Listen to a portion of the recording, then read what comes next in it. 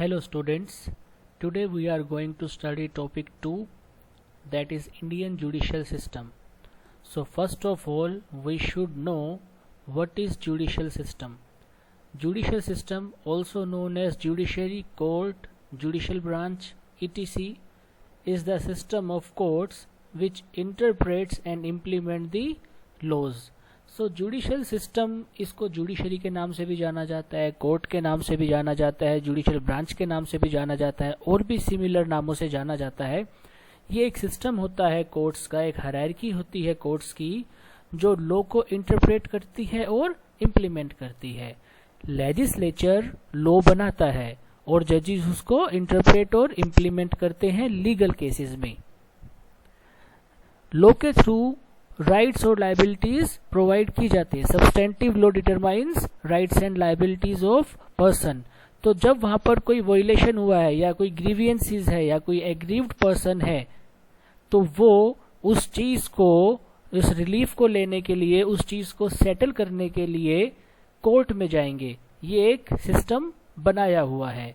So judicial system implies the institution which applies the law when rights remedies provided by a law are in issue. Okay, so judicial system implies the institution which applies the law when rights remedies provided by law are in issue. These institutions are court or body like tribunal, lok adalat, etc., where judges and appointed officers are equipped with judicial authority and function. ये जो judicial system है ये एक institution को imply करता है। It implies a institution, और ये इंस्टीट्यूशन होते हैं कोर्ट्स या कोई भी बॉडी जैसे ट्राइब्यूनल है जिनको जुडिशियल फंक्शंस एक्सरसाइज करने की अथॉरिटी दी होती है। Every country has its own legal system and follows laws practices as per their policies, political and judicial system. हर कंट्री का उनका एक लीगल सिस्टम होता है, वो लॉज और प्रैक्टिसेस फॉलो करते हैं। जो भी पॉलिसी वहां पर बनी हुई है उनके पॉलिटिकल सिस्टम की वजह से, जुडिशियल सिस्टम की वजह से, जो भी उन्होंने प्लेटफॉर्म बनाया हुआ है उसको वो फॉलो करते हैं। Now Indian judicial system, Bharat largest democracy of world, हमारे पास एक well established and well equipped judicial system है where courts are equipped with enough tool to deliver justice. Justice delivery के लिए हमारे पास यहाँ पर एक बहुत ही उम्दा सिस्टम है इस कंट्री में, और कोर्ट्स को बहुत सारे टूल्स प्रोवाइड कराए गए हैं। These tools are the power of court, margin of appreciation जो कोर्ट्स को दिया गया है। In India, the largest democracy of world, we have a well-established judicial system where courts are equipped with enough tools to deliver justice. अब देखिए, the Constitution of India, lengthiest constitution and one of the best, has provided for establishment of apex court of country, that is Supreme Court, and apex court in states, that is high courts. Constitution supreme court और high court की establishment के बारे में बात करता है, और उसके अलावा राज्य में जो क्रिमिनल और सिविल स्टेट्स होती है वो गवर्न होती है सीआरपीसी और सीपीसी के थ्रू, सीआरपीसी और सीपीसी के थ्रू। इसके अलावा भी पार्लियामेंट स्टेट कानून बना के स्पेशल कोर्ट्स का गठन कर सकते हैं। जैसे पार्लियामेंट ने अमेंडमेंट किया, कॉन्स्टिट्यूशन में अमेंडमेंट हुआ और ट्राइब्यूनल्स का गठन हुआ था। अब आप देखिए, hierarchy, the courts in states are operated through two procedural laws, जो आपको मैंने भी बताए। The code of civil procedure 1908 provides for establishment of civil courts in state.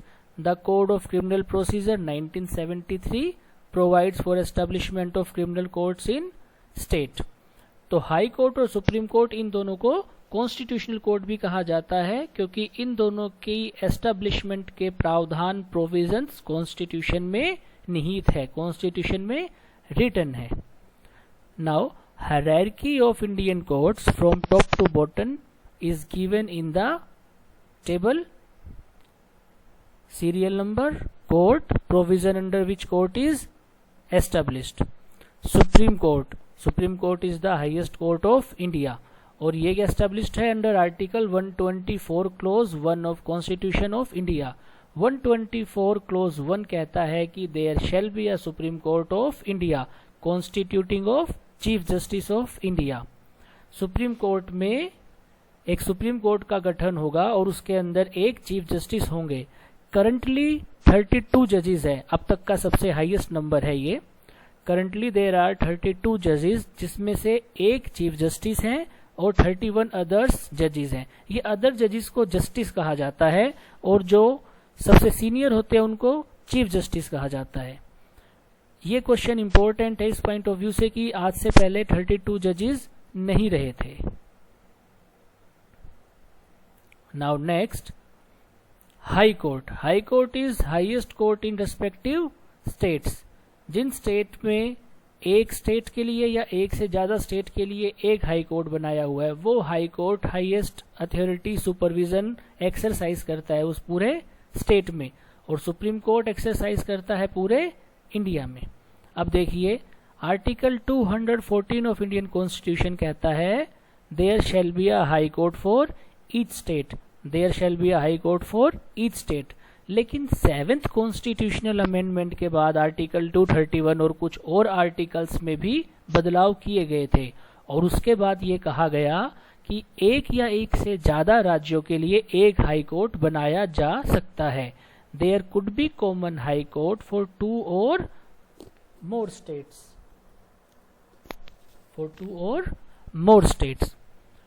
Currently, Guwahati High Court has jurisdiction over maximum states, which are Assam, Nagaland, Mizoram and Arunachal Pradesh. Guwahati high court है जो सबसे ज्यादा states पे supervisory jurisdiction use करता है. इन सबसे ज्यादा states के लिए जो कॉमन हाई कोर्ट है वो है गुवाहाटी हाई कोर्ट. ये मैंने अभी आपको पहले ही बताया, both supreme court and high court are called constitutional courts. इसके बाद फिर स्टेट में आते हैं क्रिमिनल कोर्ट्स और सिविल कोर्ट. आप लोग पहले ही जानते हैं कि for the purpose of understanding law is divided into criminal law and civil law. Law क्या तो क्रिमिनल होगा या सिविल होगा. तो सिविल लॉ के लिए सिविल कोर्ट्स होती है, क्रिमिनल लॉ के लिए क्रिमिनल कोर्ट्स होती है. Criminal court as per CrPC 1973. The code of criminal procedure को शॉर्ट में सीआरपीसी बोलते हैं. तो पहले हम देखेंगे क्रिमिनल कोर्ट्स का गठन कैसे है. राज्य में कोर्ट ऑफ सेशन होती है और मैजिस्ट्रेट कोर्ट होती है. ये दो कोर्ट होती है. कोर्ट ऑफ सेशन को सेशंस कोर्ट भी कहा जाता है, सेशन डिवीजन के नाम से भी जाना जाता है. एक या एक से ज्यादा डिस्ट्रिक्ट के लिए कोर्ट ऑफ सेशन बनाई जाती है. एक या एक से ज्यादा डिस्ट्रिक्ट के लिए कोर्ट ऑफ सेशन बनाए जाते हैं. उस डिस्ट्रिक्ट में जो भी क्रिमिनल मैटर्स होंगे वो सब कोर्ट ऑफ सेशन या वहां पर बनी हुई मैजिस्ट्रेट कोर्ट में ही डील किए जाएंगे. Session court. In states after high court comes session court. High court के बाद आते हैं हायरार्की में सेशन कोर्ट. देयर में be one session court for one और मोर देन वन डिस्ट्रिक्ट. अब सेशन कोर्ट में होते हैं सेशन जज, एडिशनल सेशन जज और असिस्टेंट सेशन जज. सेशन कोर्ट में ये 3 जज होते हैं, सेशन जज, एडिशनल सेशन जज और असिस्टेंट सेशन जज. सेशन जज इनकी क्या पावर है सेंटेंस पास करने की. सेशन जज कोई भी सेंटेंस पास कर सकते हैं इंक्लूडिंग डेथ सेंटेंस. लेकिन डेथ सेंटेंस के लिए confirmation of high court is required. Additional session जज जो होते हैं उनकी भी पावर सेम होती है जैसे कि सेशन जज की होती है. तो सेशन जज और एडिशनल सेशन जज दोनों सेम पावर यूज करते हैं. लेकिन जो सुपरविजन का काम होता है, डिस्ट्रीब्यूशन ऑफ वर्क का काम होता है, वो सब सेशन जज देखता है. और यदि सेशन जज खुद नहीं है तो वो एडिशनल सेशन जज को इंपॉर्टेंट मैटर्स दे सकता है कि मेरी एब्सेंस में आप इनसे डील करिए. इसके बाद आते हैं असिस्टेंट सेशन जज.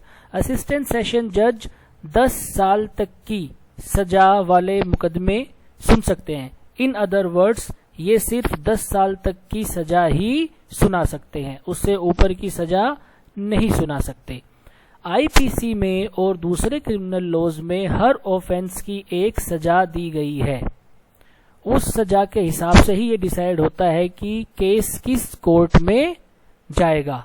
और आईपीसी के लिए स्पेसिफिकली सीआरपीसी में शेड्यूल बना हुआ है जहां पर क्लियरली लिखा हुआ है ये ऑफेंस है, इतनी सजा होगी और किस कोर्ट में ये ट्राई होगा।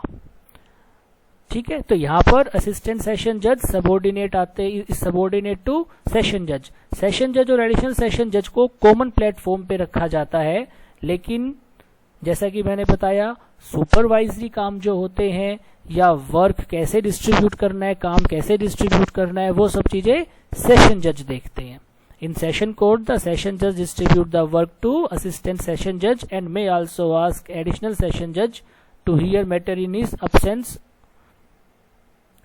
अब आगे देखिए, सेशन कोर्ट के बाद आते हैं हायरार्की में मैजिस्ट्रेट कोर्ट। मैजिस्ट्रेट कोर्ट में होते हैं 3। सबसे पहले सीजेएम और सीएमएम। सीजेएम होते हैं chief judicial magistrate, chief judicial magistrate. CMM होते हैं chief metropolitan magistrate, chief metropolitan magistrate. ये दोनों सेम होते हैं। फर्क क्या है कि मेट्रोपॉलिटन एरिया में मेट्रोपॉलिटन मैजिस्ट्रेट होते हैं, चीफ मेट्रोपॉलिटन मैजिस्ट्रेट होते हैं और मेट्रोपॉलिटन मैजिस्ट्रेट होते हैं। और मेट्रोपॉलिटन एरिया वो होते हैं जहां की जनसंख्या, जहां की पॉपुलेशन 10 मिलियन से ज्यादा होती है, जहां की पॉपुलेशन, जहां की जनसंख्या 10 मिलियन से ज्यादा होती है। अब देखिए, सीजीएम और सीएमएम में provide punishment up to 7 years of imprisonment. ये 7 साल तक की सजा सुना सकते हैं। तो वही मुकदमे इनके पास जाते हैं जहां पर सजा 7 साल तक की होती है। इसके बाद सीजेएम और सीएमएम के बाद आते हैं जुडिशियल मैजिस्ट्रेट फर्स्ट क्लास और metropolitan magistrate. Judicial magistrate first class और मेट्रोपॉलिटन मैजिस्ट्रेट, तो मेट्रोपॉलिटन एरिया में होएगा मेट्रोपॉलिटन मैजिस्ट्रेट। थर्ड में आते हैं जुडिशियल मैजिस्ट्रेट सेकंड क्लास। अब जुडिशियल मैजिस्ट्रेट सेकंड क्लास हर जगह नहीं होते, जुडिशियल मैजिस्ट्रेट सेकंड क्लास हर राज्य में नहीं होते, किसी राज्य में होते, किसी राज्य में नहीं होते। ये डिसाइड किया जाता है कि वर्क बर्डन ज्यादा है या कोर्ट बनानी चाहिए, तो वो एस्टैब्लिश करते हैं। जुडिशियल मैजिस्ट्रेट फर्स्ट क्लास की क्या पावर है? May pass a sentence of imprisonment up to 3 years और फाइन नॉट एक्सीडिंग 10,000 और बोथ। या तो मुकदमे जहां पर वो 3 साल तक की सजा सुना सकते हैं या फाइन 10,000 तक का सुना सकते हैं या दोनों भी एक साथ सुना सकते हैं। जुडिशियल मैजिस्ट्रेट सेकंड क्लास क्या करते हैं? May pass a sentence of imprisonment for a term up to 1 year और फाइन नॉट एक्सीडिंग 5,000 रुपीज और बोथ। तो यहां पर इम्प्रिजनमेंट, फाइन और बोथ 3 साल तक का जुडिशियल मैजिस्ट्रेट फर्स्ट क्लास के लिए, जुडिशियल मैजिस्ट्रेट सेकंड क्लास 1 साल तक की सजा सुना सकते हैं, सीजेएम 7 साल तक की। और यहां पर फाइन इनका अनलिमिटेड है, जहां फाइन नहीं लिखा दैट मीन्स अनलिमिटेड, कोई भी कितना भी फाइन लॉ में लिखा गया हो। CJM CMM are one of the same. Judicial Magistrate second class and Judicial Magistrate second class are subordinate to CJM and Metropolitan Magistrate are subordinate to Chief Metropolitan Magistrate। तो इस तरीके से hierarchy में काम करते हैं। सेशन कोर्ट में court of session, session जज वो सुपरवाइजरी काम करते हैं। मैजिस्ट्रेट कोर्ट्स में सीजेएम और सीएमएम सुपरवाइजरी काम करते हैं। सीजेएम सीएमएम का जनरल कंट्रोल किनके हाथ में रहेगा? सेशन जज के हाथ में। सेशन जज का जनरल कंट्रोल किनके हाथ में रहेगा? हाई कोर्ट के हाथ में। हाई कोर्ट के हाथ में सेशन जज और सीजेएम दोनों का ही रहता है, वो इन दोनों पे ही सुपरवाइजरी, पूरे स्टेट में सुपरवाइजरी ज्यूरिस्डिक्शन एक्सरसाइज करता है। और पूरे भारत के ऊपर सुप्रीम कोर्ट, पूरे भारत के राज्यों पर सुप्रीम कोर्ट। अब देखिए civil courts. Civil courts by virtue of CPC 1908, CPC 1908। यहाँ पर कौन से कोर्ट होते हैं? डिस्ट्रिक्ट कोर्ट्स होते हैं और उसके बाद सिविल कोर्ट्स होते हैं।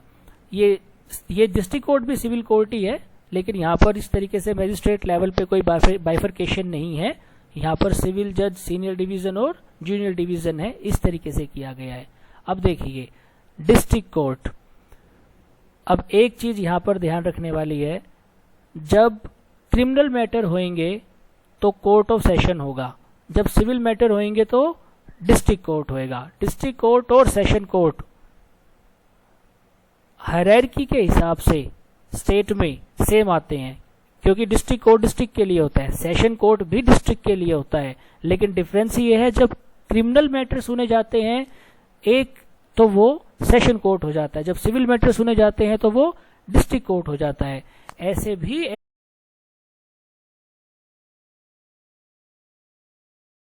और वो जज जब क्रिमिनल मैटर सुनते हैं तो वो सेशन कोर्ट हो गई, और वही जब सिविल मैटर सुनते हैं तो वो डिस्ट्रिक्ट कोर्ट हो गई। नाउ डिस्ट्रिक्ट जज और एडिशनल डिस्ट्रिक्ट जज, ये दोनों डिस्ट्रिक्ट कोर्ट में बनाए जाते हैं। डिस्ट्रिक्ट जज की power: can hear matter related to motor accidental claim tribunal, try case अंदर Hindu marriage act, unlimited pecuniary jurisdiction. Additional district जज की भी सेम एज डिस्ट्रिक्ट कोर्ट। यहाँ पर गवर्नमेंट हाई कोर्ट थोड़ी बहुत वेरिएशन कर सकती है, टाइम टू टाइम रूल्स बनते हैं। सिविल कोर्ट में क्या होता है? सिविल कोर्ट में पेक्यूनरी ज्यूरिसडिक्शन, जो सब्जेक्ट मैटर है उसकी वैल्यू कितनी है, अमाउंट कितनी है। फॉर एग्जाम्पल प्रॉपर्टी का मैटर है तो प्रॉपर्टी की अमाउंट कितनी है, उस हिसाब से केसेस लगते हैं। तो pecuniary jurisdiction state to state differ करती है। उसके बाद आते हैं सिविल जज सीनियर डिवीजन, उसके बाद आते हैं सिविल जज जूनियर डिवीजन। अब जो सीनियर डिवीजन के हैं, cases up to unlimited pecuniary limit और देयर में be a limit, for example 10 million, ये कोई भी लिमिट हो सकती है, 20 लाख भी हो सकती है, 50 लाख भी हो सकती है। सिविल जज जूनियर डिवीजन फॉर एग्जांपल 5000 से 3 लाख तक की। मुंसिफ कोर्ट और small causes court till 5000 rupees. तो ये सब वेरी करते हैं स्टेट टू स्टेट, इसलिए ये एग्जांपल्स आपको ऐसे अनसर्टेन दिख रहे हैं। अदरवाइज 3 लाख 1 to 10 मिलियन यहां पर आता, and so on. Usually district court unlimited pecuniary jurisdiction he exercise करते हैं। और उसके अलावा जो मैटर स्पेसिफिकली बताए गए होंगे कि किस कोर्ट में जाएंगे, जैसे फैमिली रिलेटेड मैटर्स हैं, डाइवोर्स के मैटर है, वहां पर डिस्ट्रिक्ट कोर्ट को ज्यूरिसडिक्शन दी हुई है तो वो सीधा डिस्ट्रिक्ट कोर्ट में जाएंगे, डिस्ट्रिक्ट कोर्ट ही उनको एंटरटेन करेगा।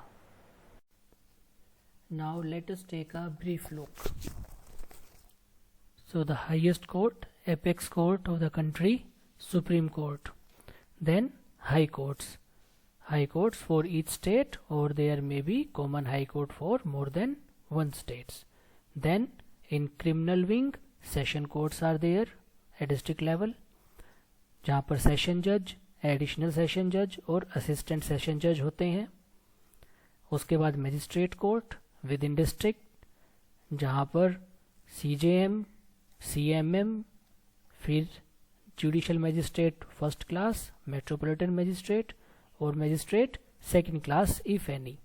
अब कई जगह पर आपको सेशन जज, एडिशनल सेशन जज एक साथ ही दिखेंगे, कई जगह आपको 1 to 3 पॉइंट में दिखेंगी, जैसे वीडियो में मैंने ऊपर मेंशन किया हुआ है। तो आपको कंफ्यूज नहीं होना है, डिफरेंस आपको मैंने बता दिए हैं। फिर सिविल विंग में डिस्ट्रिक्ट कोर्ट डिस्ट्रिक्ट लेवल पर, यहाँ पर डिस्ट्रिक्ट जज और एडिशनल डिस्ट्रिक्ट जज। उसके बाद civil court within district, यहाँ पर सिविल जज सीनियर डिवीजन, देन सिविल जज junior division, then Munsif court, court of small causes as the case may B. अब हम चलते हैं अपने नेक्स्ट टॉपिक पे। नेक्स्ट टॉपिक है काइंड्स ऑफ ज्यूरिसडिक्शन। ज्यूरिसडिक्शन क्या होता है? ज्यूरिसडिक्शन कोर्ट की क्षमता को बताता है कि वह कोर्ट किसी पर्टिकुलर मुकदमे को, मैटर को सुनने की क्षमता रखती है या नहीं। So jurisdiction is the power authority or competency of court to hear, try and decide the matter. Once again, jurisdiction is the power, authority or competency of court to hear, try and decide the matter. Hence, limitations are there by law over court to hear and decide the matter. और ये limitation क्या है? ये limitation को हम jurisdiction के माध्यम से समझ सकते हैं. अगर एक तरफ ये लिमिटेशन है तो दूसरी तरफ ये कंपिटेंसी भी प्रोवाइड करवाती है. इसको दोनों तरीके से देखना है, सिर्फ लिमिटेशंस ही नहीं. लिमिटेशन है तो साथ में ये कंपिटेंसी भी प्रोवाइड करवाती है.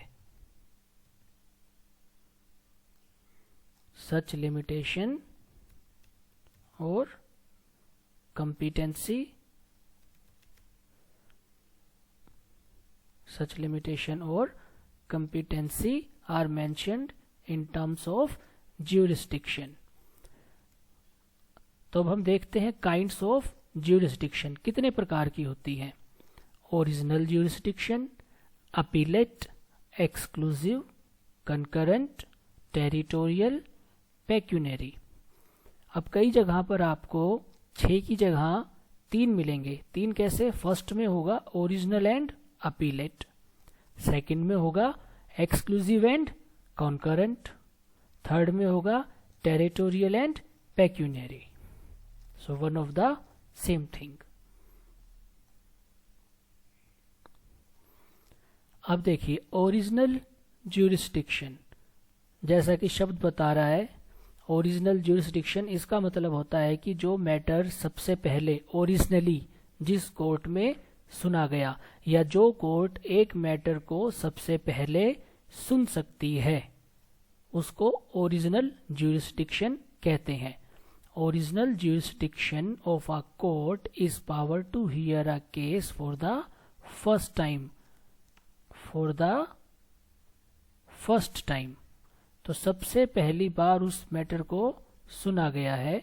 जिस कोर्ट में जो कोर्ट मैटर को सबसे पहली बार सुनने की क्षमता रखती है उसको कहते हैं original jurisdiction. For example, magistrate first के पास पावर है कि वो कौन कौन से वो मैटर सुन सकता है. Which are punishable with imprisonment up to 3 years और फाइन अप टू 10,000. यहीं तक की सजा वो दे सकता है. तो कोई भी मैटर है जिसमें सजा 3 साल तक की है, जैसे थेफ्ट का मैटर है सजा 3 साल तक की है, या हर्ट का मैटर है जिसमें 3 साल से कम की सजा है, तो वो सारे सीधे मैजिस्ट्रेट फर्स्ट क्लास की कोर्ट में जाएंगे. उनके पास ओरिजिनल ज्यूरिसडिक्शन है और किन्हीं के पास नहीं जाएंगे. इसी तरीके से जैसे फैमिली मैटर है, जैसे डाइवोर्स पेटिशन, तो divorce petition would be filed in district court and not to civil जज सीनियर डिवीजन और जूनियर डिवीजन या कोई भी कोर्ट. तो जब भी डाइवोर्स पेटिशन है ओरिजिनली वो डिस्ट्रिक्ट कोर्ट में ही जाएगी, क्योंकि डिस्ट्रिक्ट कोर्ट की वहां पर ओरिजिनल ज्यूरिसडिक्शन है. Second is appellate. देखो भाई, जब कोर्ट ने कोई डिसाइड कर दिया है मैटर, तो जरूरी नहीं है कि पार्टी उस जजमेंट से, उस डिसीजन से खुशी हो. पार्टी एग्रीव्ड भी हो सकती है. तो अगर पार्टी एग्रीव्ड है तो वो अपील में जा सकती है. तो जो कोर्ट अपील में मैटर सुन सकते हैं उनको अपीलेट कोर्ट कहते हैं. और अपील क्या होती है? Appeal is continuation of suit और case. Appeal is continuation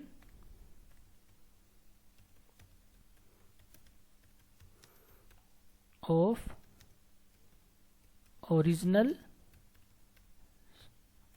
suit और case.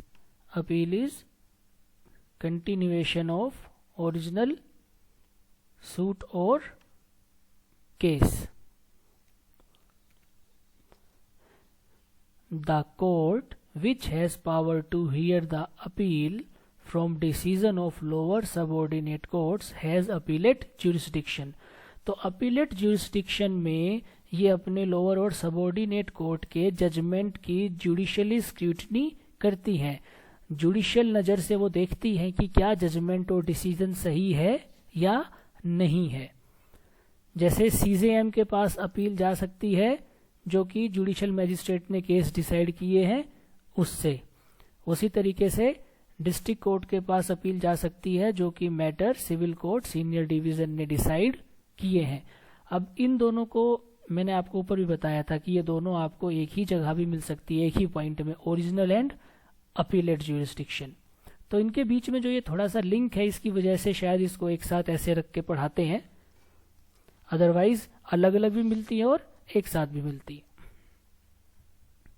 Now third is exclusive jurisdiction. अब एक्सक्लूसिव शब्द का मतलब क्या है? एक्सक्लूसिव शब्द का मतलब है एक्सक्लूडिंग अदर्स और नॉट एडमिटिंग अदर्स। ठीक है, तो यहां पर आप देखिए एक्सक्लूडिंग अदर्स, दूसरों को एक्सक्लूड करना। तो यहां पर क्या होता है, एक कोर्ट को ये कहा जाता है कि ये जितने भी मैटर पर्टिकुलर ऑफेंस से रिलेटेड हैं, फॉर एग्जांपल करप्शन, तो ये कहा जाएगा कि जितने भी मैटर करप्शन से रिलेटेड है वो एक कोर्ट के पास जाएंगे। एक कोर्ट के अलावा कोई भी उन मैटर को नहीं सुन सकता। तो अब एक कोर्ट के पास हो गई एक्सक्लूसिव ज्यूरिसडिक्शन, एक्सक्लूडिंग अदर्स, दूसरे कोर्ट्स को एक्सक्लूड कर दिया है। अब देखिए, exclusive jurisdiction means court having jurisdiction at the exclusion of other courts, at the exclusion of other courts। अब इसको दो तरीके से समझा जा सकता है। पहला, matter specially assigned to a court, matter specially assigned to a court. दूसरा, exclusive jurisdiction clause, exclusive jurisdiction clause. ये होते हैं exclusive jurisdiction as to territory. देखिए, matter specially assign to any court, यहां पर किसी कोर्ट को असाइन किए जाते हैं कि फॉर एग्जांपल करप्शन से रिलेटेड मैटर, टेररिज्म से रिलेटेड मैटर, आपने सुना होगा, न्यूज में भी आती है, स्पेशल कोर्ट ने या करप्शन की कोर्ट ने, टेररिज्म वाली कोर्ट ने ये वाला डिसीजन सुनाया है। तो वो स्पेशल कोर्ट्स नियुक्त की जाती हैं, उनको स्पेसिफिकली असाइन किया जाता है कि अगर करप्शन से रिलेटेड कोई भी मैटर है तो वो ए कोर्ट में ही जाएगा, ए के अलावा B C D E court में नहीं जाएगा। अब exclusive jurisdiction as to territory, exclusive jurisdiction clause, यहां पर दो पार्टी जो आपस में कॉन्ट्रैक्ट करती हैं वो इस बात पर एग्री हो सकती है कि यदि दो कोर्ट की ज्यूरिसडिक्शन है उस मैटर पे तो वो किस कोर्ट में जाना चाहेंगे। ए कोर्ट की भी ज्यूरिसडिक्शन है और बी कोर्ट की भी ज्यूरिसडिक्शन है। जब दोनों कोर्ट की ज्यूरिसडिक्शन है तो ए कोर्ट में जाना है या बी कोर्ट में जाना है, इस चीज को पार्टी आपस में डिसाइड कर सकती है कॉन्ट्रैक्ट में एक क्लोज मेंशन करके। अब जो ये बात मैं आपको बता रहा हूं कि ए कोर्ट और बी कोर्ट दोनों की ज्यूरिसडिक्शन है एक ही मैटर को सुनने की, ये होती है कॉनकरेंट ज्यूरिसडिक्शन, जिसको अभी हम आगे पढ़ेंगे। अब एक चीज आपको यहाँ पर बहुत ध्यान रखनी है, वो ये है matter specially assigned to any court, ये काम होता है जुडिशरी का। यहाँ पर हाई कोर्ट और स्टेट गवर्नमेंट रोल प्ले करती हैं। और जो हम ये पढ़ रहे हैं कि exclusive jurisdiction as to territory और एक्सक्लूसिव ज्यूरिसडिक्शन क्लोज, ये पार्टीज करती है, प्राइवेट पर्सन जो कॉन्ट्रैक्ट कर रहे हैं वो इस चीज को लिखते हैं। तो इन दोनों चीज में आपको डिफरेंस पता होना चाहिए और कोई कंफ्यूजन नहीं रहनी चाहिए। एक्सक्लूसिव के बाद आती है कॉनकरेंट ज्यूरिसडिक्शन। अब कॉनकरेंट शब्द का मतलब क्या होता है? कॉनकरेंट शब्द का मतलब होता है ऑपरेटिंग और happening at the same time, operating और happening at the same time, और रनिंग पैरेलल, रनिंग पैरेलल मतलब एक ही साथ दोनों चीजें हो रही हैं, एक ही समय पर चीजें हो रही हैं। तो यहाँ पर क्या होता है, यहाँ पर एक ही मैटर को सुनने की क्षमता, कंपिटेंसी दो कोर्ट्स के पास होती है। एक ही मैटर को दो कोर्ट सुन सकती है। When more than one court has jurisdiction over a matter and both are competent to try the offense or case, such is known as concurrent jurisdiction। ये चीज यहाँ पर नोट करने वाली है, याद रखने वाली है। However, the case would be tried in only one jurisdiction। वो केस उन दोनों कोर्ट में नहीं चलेगा एक साथ, वो एक ही कोर्ट में चलेगा। फॉर एग्जाम्पल, क्रिमिनल का हम एग्जाम्पल लेते हैं तो वहां पर यह कहा गया है कि जहां पर प्लानिंग और प्रिपरेशन हुई है उस क्षेत्र की कोर्ट का भी अधिकार है कि वो मैटर को सुन सकती है, या जहां पर अटेम्प्ट हुआ है वो वाली कोर्ट भी उस मैटर को सुन सकती है, या जहां पर कमीशन हुआ है। ठीक है, अब हम देखते हैं एग्जाम्पल। प्लानिंग और प्रिपरेशन हुई जींद डिस्ट्रिक्ट में, ठीक है, अटेम्प्ट हुआ रोहतक डिस्ट्रिक्ट में और कमीशन हुआ झज्जर में। तो तीनों जगह की जो कोर्ट है उनके पास ज्यूरिसडिक्शन है इस केस को सुनने की। All the places technically have jurisdiction to try the case, लेकिन केस तो चलेगा एक ही ज्यूरिसडिक्शन में। अब वो किस में चलेगा और कैसे चलेगा, ये सारी चीजें जब आप सीपीसी और सीआरपीसी में ज्यूरिसडिक्शन के चैप्टर पढ़ेंगे वहां पर आपको क्लियर होगा। अब जैसे सिविल में लेते हैं, in case of breach of contract, तो जिस जगह पर कॉन्ट्रैक्ट एग्जीक्यूट हुआ था, वेयर कॉन्ट्रैक्ट वाज एग्जीक्यूटेड, वहां पर भी केस हो सकता है, या जहां पर पार्टी रिजाइड कर रही है वहां पर भी हो सकता है। तो दोनों में से दोनों कोर्ट के पास कॉन्करेंट ज्यूरिसडिक्शन है। लेकिन अगर कोई एक्सक्लूसिव ज्यूरिसडिक्शन क्लोज डाला हुआ है तो फिर वहां पर एक्सक्लूसिव ज्यूरिसडिक्शन हो जाएगी। फॉर एग्जाम्पल, इन्होंने यहां पर रखा है कि जहां कॉन्ट्रैक्ट एग्जीक्यूट हुआ था उस कोर्ट की एक्सक्लूसिव ज्यूरिसडिक्शन है, तो फिर यहां पर कॉन्करेंट ज्यूरिसडिक्शन नहीं होकर एक्सक्लूसिव ज्यूरिसडिक्शन हो जाएगी, अन्यथा कॉन्करेंट ज्यूरिसडिक्शन ही रहेगी। और ये एक और चीज आपको बिल्कुल याद रखनी है कि इस तरीके की चीजें सिर्फ सिविल मैटर में ही होती है और क्रिमिनल मैटर में नहीं होती है। जो एक्सक्लूसिव ज्यूरिसडिक्शन क्लोज है वो सिर्फ सिविल मैटर में, जहां पर पार्टीज कॉन्ट्रैक्ट कर रही हैं वहां पर वो कर सकती है। क्रिमिनल मैटर्स में ऐसा कभी नहीं हो सकता। जब आप सिविल और क्रिमिनल लॉ पढ़ेंगे तब आपको इस चीज का ज्यादा ज्ञान होगा। अब देखिए नेक्स्ट है टेरिटोरियल ज्यूरिसडिक्शन। टेरिटोरियल का क्या मतलब होता है? टेरिटोरियल का मतलब होता है relating to a particular area, district, particular district, locality, etc। ठीक है, relating to a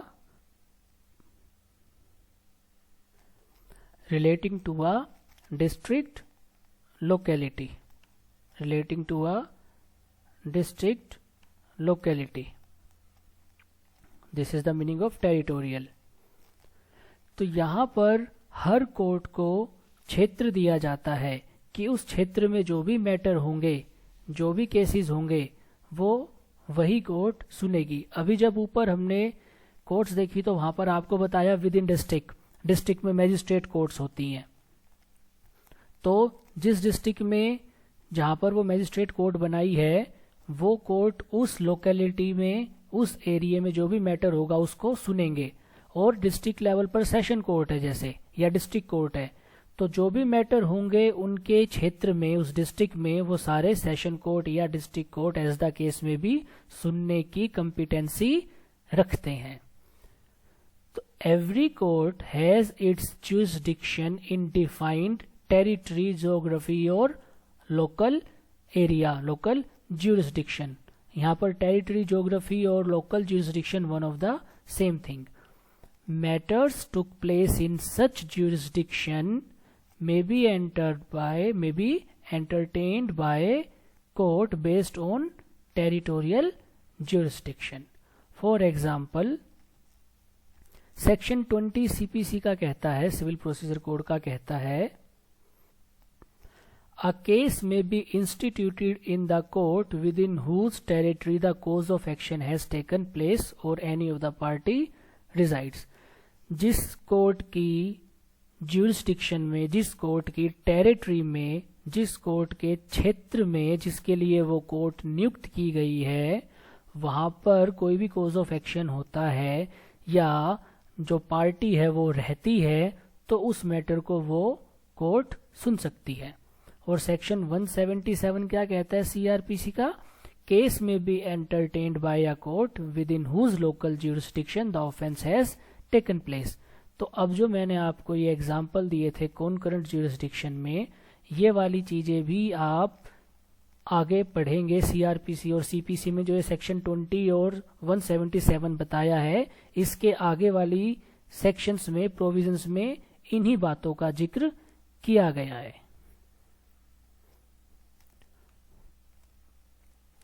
So once again, every court has its jurisdiction in defined territory, geography और local jurisdiction। उस एरिया में जो भी मैटर होगा उसको ये कोर्ट सुन सकती है।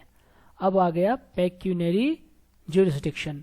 वर्ड पेक्यूनरी मीन्स, पेक्यूनरी का मतलब होता है money, related to money, related to money, value of value. ठीक है, तो यहां पर जो भी केस की अमाउंट है, केस की अमाउंट मीन्स सब्जेक्ट मैटर की अमाउंट है, उस अमाउंट के बिहाफ पर ही ये डिसाइड होगा कि कौन सी कोर्ट सुन सकती है। यहां पर आपको ध्यान करना चाहिए जो आपको मैंने सिविल कोर्ट में यहां पर बताया था, इन सब की पेक्यूनरी लिमिट डिसाइड होती है ना, यही पेक्यूनरी ज्यूरिस्डिक्शन है। देखिए डिस्ट्रिक्ट कोर्ट की अनलिमिटेड, और मैंने बताया था ये स्टेट टू स्टेट वेरी करती है। तो यही होती है सिविल के लिए पेक्यूनरी ज्यूरिस्डिक्शन। अमाउंट देखा जाता है, प्रॉपर्टी का मैटर है, प्रॉपर्टी की वैल्यू है 1 करोड़ की, तो वो किस कोर्ट में जाएगा? प्रॉपर्टी की वैल्यू है 10 लाख की, तो वो किस कोर्ट में जाएगा? और जब हम क्रिमिनल की बात करते हैं तो क्रिमिनल में जो ये फाइन की अमाउंट है इसके हिसाब से देखते हैं। हालांकि क्रिमिनल में इसका रोल, पेक्यूनरी ज्यूरिस्डिक्शन का रोल नेग्लिजिबल होता है, लेकिन सिविल मैटर्स में इसका रोल ज्यादा होता है, सिविल मैटर में इसका रोल ज्यादा होता है। For example, value of property is 1 crore, then it would be filed before high court. लेकिन अगर यहीं पर डिस्ट्रिक्ट कोर्ट को ये पावर दी हुई है कि 1 करोड़ तक के सब्जेक्ट मैटर के वैल्यू वो सुन सकते हैं, तो ये केस हाई कोर्ट में ना जाकर डिस्ट्रिक्ट कोर्ट में जाएगा। आई होप यहां तक सब क्लियर है। अगर आप लोगों के कोई भी क्वेश्चन या डाउट या क्वेरी है तो आप कमेंट बॉक्स में मेंशन कर सकते हैं। उसके अलावा आपका होमवर्क, आपके लिए टास्क है जो आपको करना है, और करके नीचे कमेंट बॉक्स में उसका आंसर लिखना है। क्वेश्चन है, what are trial courts? Trial courts क्या होते हैं ये आपको ढूंढना है। और whether high court and supreme court are trial courts, आपको बताना है कि क्या हाई कोर्ट और सुप्रीम कोर्ट ट्रायल कोर्ट हैं या नहीं है। So stay indoors, stay safe, best of health.